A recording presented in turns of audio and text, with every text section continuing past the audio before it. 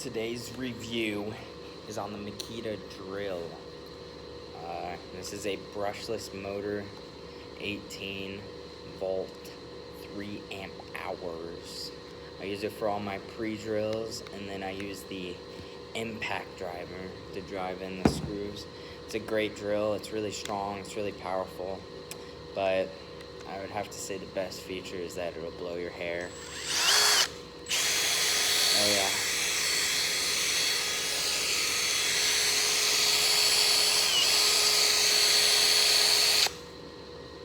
So, I don't even need a hair dryer anymore.